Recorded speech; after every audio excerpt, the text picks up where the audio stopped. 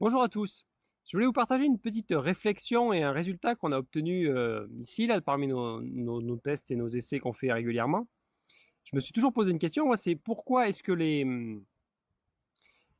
variétés de races, entre guillemets, de pommes ou de poires étaient greffées systématiquement. Alors évidemment, il y a l'histoire de la vigueur du porte-greffe, hein. Ça, il n'y a pas de souci, hein. Et l'adaptation au terrain, donc il n'y a pas de souci, hein. MM106 va donner un pommier plus petit que sur franc. Ça, je comprends, c'est pas ça le problème.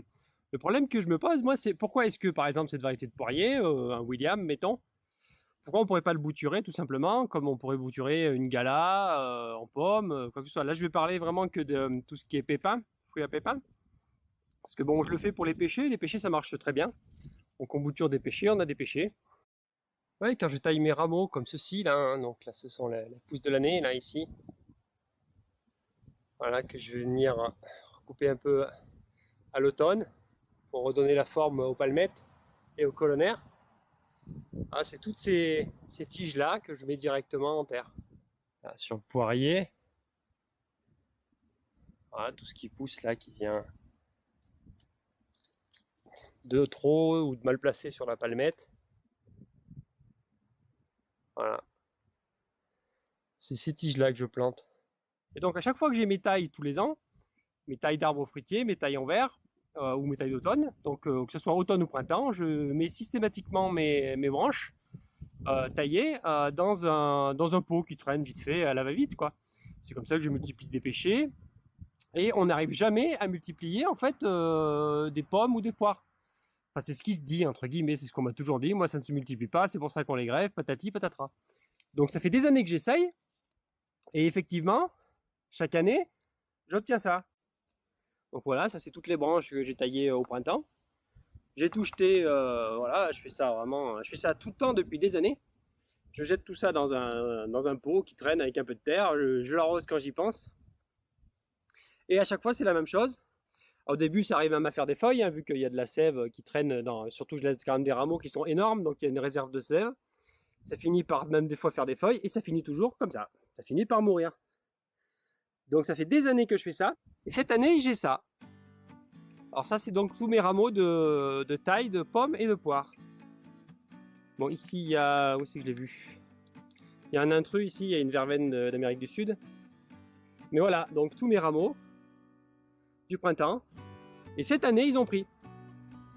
Et là, je vous fais la vidéo parce que je suis vraiment sûr qu'ils ont pris, parce qu'ils datent vraiment du printemps et ça pousse. Tout le reste est mort. Donc j'en ai... Voilà, celui-ci est bien vivant.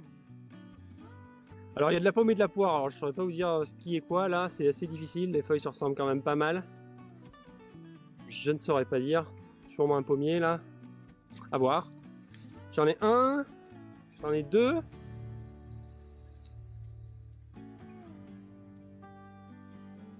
J'en ai trois.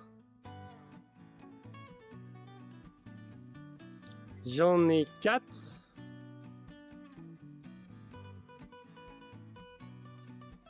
5 et 6 qui ont pris.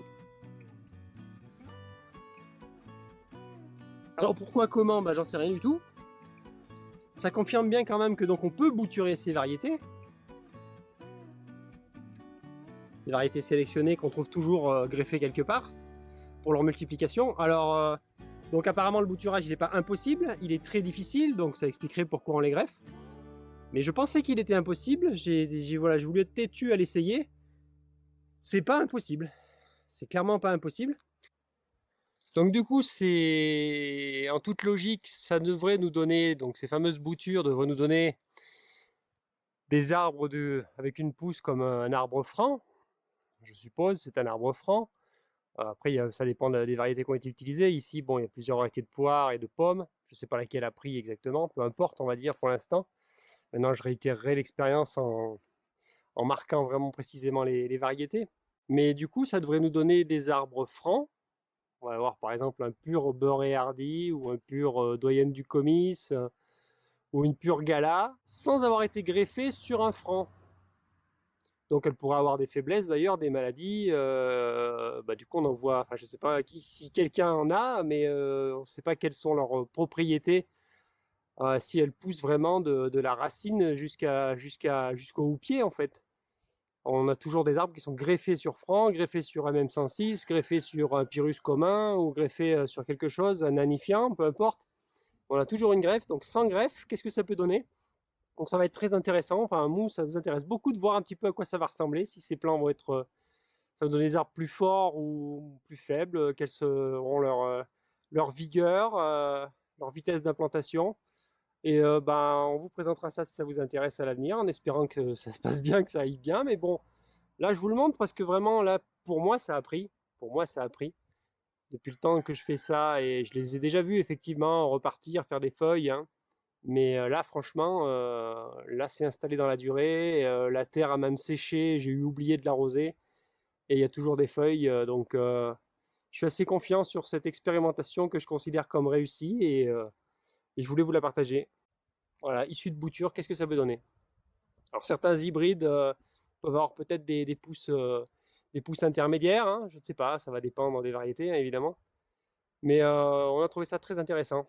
Mais voilà, maintenant ces boutures-là, on va les étudier de près pour voir un petit peu ce que ça donne.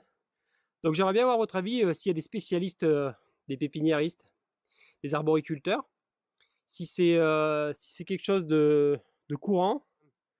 J'ai peut-être pas la main verte, certes, mais ça a l'air assez délicat de bouturer des fruitiers à pépins, je dis bien à pépins, de variétés connues, quoi.